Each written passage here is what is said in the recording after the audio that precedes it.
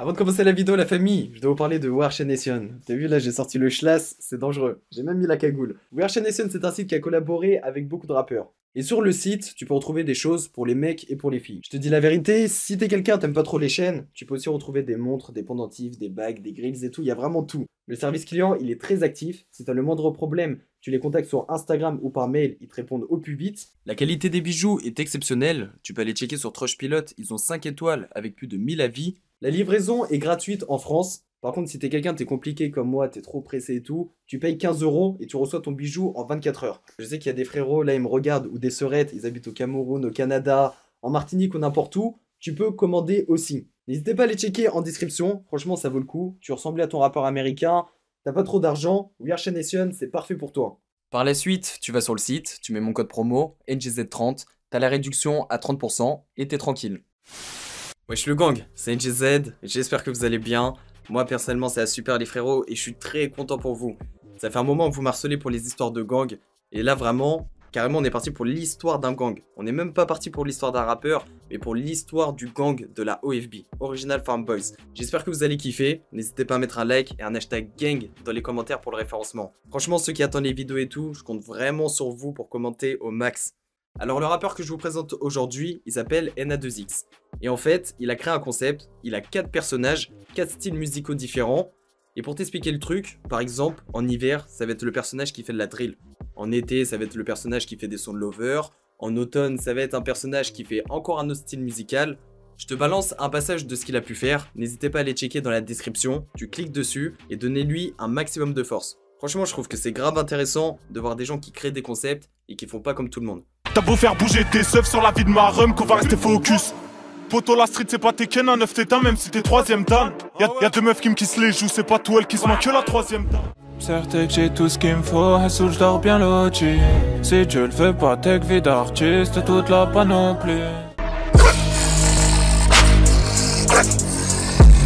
This quality I would murder.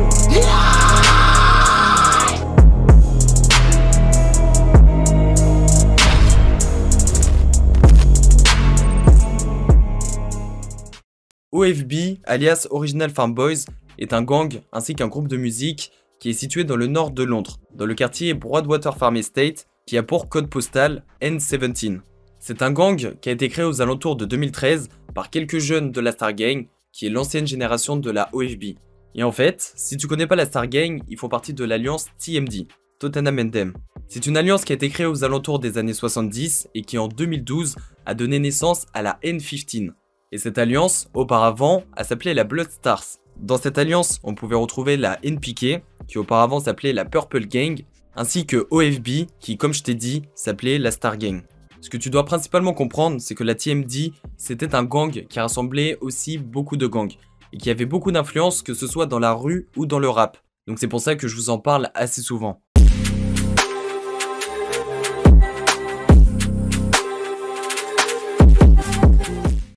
Alors, ce qu'on va faire en premier, c'est qu'on va parler de la rue. OFB, c'est un gang qui a toujours été actif, que ce soit dans la vente de drogue ou dans les rixes. Et ce qu'il faut savoir, c'est que les grands sont très actifs, mais les petits aussi font beaucoup de choses dans la rue. Je sais que c'est une partie qui intéresse beaucoup de personnes, donc regarde à l'écran, je vais te mettre le blaze de certaines personnes du gang, ainsi que leur poste. Il y a pas longtemps, je t'ai expliqué que la NPK et la OFB, de base, ils faisaient partie de la même alliance. Mais je te cache pas qu'aujourd'hui, c'est plus pareil.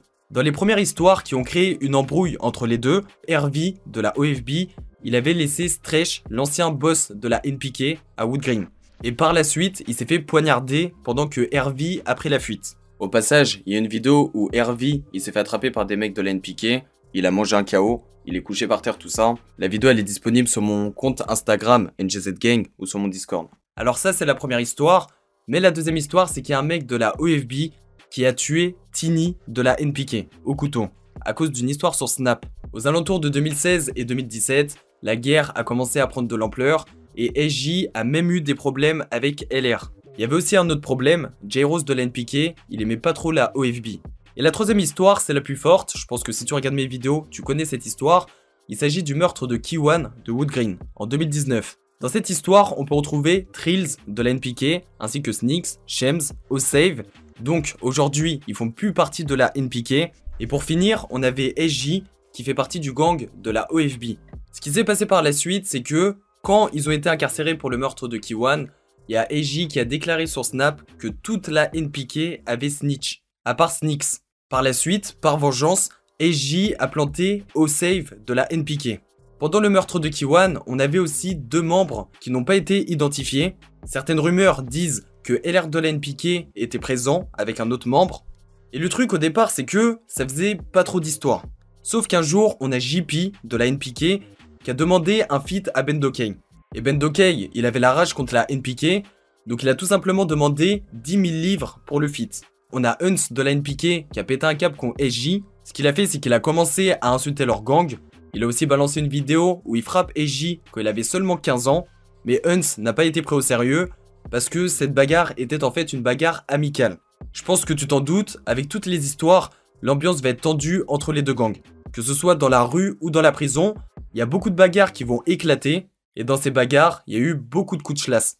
Quand il y a eu l'histoire entre AJ et Huns, par la suite on a Boogie B et T1 qui ont commencé à s'en prendre à des membres de la NPK. Et dans ces membres, on peut retrouver Shems et Snicks. Dans les autres gangs qui sont en guerre avec la OFB, déjà on peut retrouver les Niners, qui est un gang qui regroupe plusieurs sets de Edmonton dans le nord de Londres, ainsi que Wood Green qui représente plusieurs sets, encore une fois dans le nord de Londres, la TPL aussi dans le nord de Londres. Et pour finir, ils ont eu quelques histoires avec la OTP et APY, mais c'est pas les plus grosses histoires qu'ils ont pu connaître.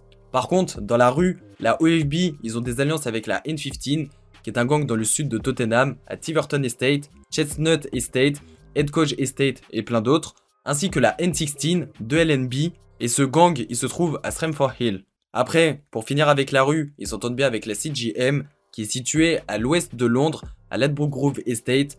Le code postal c'est Double White 10 et c'est le gang à Digadi.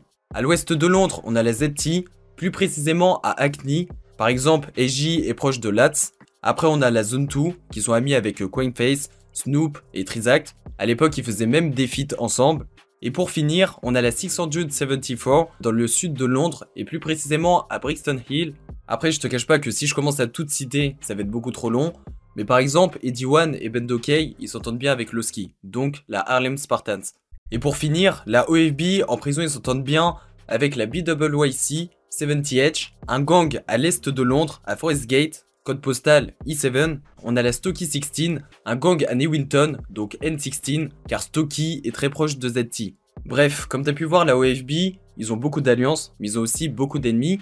Et pour être franc avec toi, dans la OFB, il y a beaucoup trop de mecs. Carrément, je pourrais pas te citer tout le monde. Donc ce que je vais faire, c'est que je vais te mettre plusieurs blazes à l'écran. Et du coup, dis-toi que dans tous ces mecs, il y en a plusieurs qui ont commis des choses et ils ont fait beaucoup parler d'eux. En description, je vais mettre un compte Instagram, c'est celui de Club Uzi. Pour moi, c'est le boss de la Drill UK sur Instagram. Sur ce compte, tu vas voir une vidéo de la police qui encercle le quartier de la OFB. Après, le poteau, il balance beaucoup d'informations sur les gangs. Il est vraiment très renseigné. Je te dis la vérité, ce mec, c'est une encyclopédie. C'est pour ça que je travaillais avec lui. Par exemple, aussi sur le compte, tu peux retrouver une vidéo de la police qui arrête eSpot et qui enquête sur la OFB. T'inquiète pas frérot, si t'es pas bilingue, la vidéo a été traduite. Je t'invite vraiment à aller checker son compte parce qu'il y a beaucoup de choses. Il va mettre une vidéo d'un civil qui explique les fusillades dans le quartier, ainsi que les arrestations. Je pense que j'ai assez parlé, on reprend la vidéo. À partir de maintenant, ce que je vais faire, c'est que je vais t'expliquer des histoires qu'ils ont fait dans la rue, les histoires qui ont fait le plus de bruit, mais par contre, ça fait partie de leur histoire, mais c'est pas une fierté. Donc, on a Dizzy qui s'est fait tirer dessus à 16 ans et qui a perdu un rein. Remzy qui a tué un petit de 14 ans, c'était Perry du Meridian Walk, et tout ça pour des chaussures. On a aussi Sanji qui a tué Tini, un mec affilié à Tottenham, pour une embrouille sur Snap, ainsi que Lil Z qui cette fois-ci a tué un chauffeur de taxi. Et encore une fois, je pense que ça sert à rien que je t'explique tout, parce que c'est pas le but de la vidéo. C'est un gang qui a fait beaucoup de choses, je pense que ça te laisse une petite idée. Et au fur et à mesure, t'en as qui en ont marre de tout ça, et qui essayent de s'écarter de la rue. Par exemple, on a Bendokay, vu que son père c'était un gangster, la police il le surveille et essaye de le faire tomber. Après on a d'autres personnes comme Double L's, Eddie One et Dizzy. En fait, t'as plein de rappeurs de chez eux qui essayent de se mettre à fond dans leur carrière et sortir de la rue, mais c'est pas forcément facile, notamment pour eSpot, qui essaie de se mettre à fond dans sa carrière, mais qui, en parallèle, enchaîne les peines de prison. Et le problème, c'est que, vu qu'ils parlent beaucoup de rue dans leur son, il y a beaucoup de clips qui sont supprimés par la police, et t'as des mecs comme YS qui ont arrêté la musique et la rue. Après, si t'ignores cette information, ce qui est important, c'est que il y a que 2 membres de la OFB qui sont morts. Je dis que 2 membres, c'est déjà énorme, mais en fait, dans certains gangs, c'est beaucoup plus. Le premier mec qui est mort dans la OFB est Joshua, dans un accident de la route. Et le deuxième, c'est Six, qui a été poignardé par des mecs rejetés de la NPK. Il était tranquillement posé dans un parc. Il a croisé K-Splash, qui va essayer de le racketter avec 2 de ses potes. Sauf que Six, il va pas se laisser faire. Il va se battre. Il va commencer à gagner la bagarre. En retour, il va se faire poignarder à plusieurs reprises dans la cuisse. Et décédera une dizaine de jours plus tard, à 16 ans. Et par contre, du côté de la OFB, dans leur ops mort, il y a beaucoup plus de personnes. Je te mets des blazes à l'écran.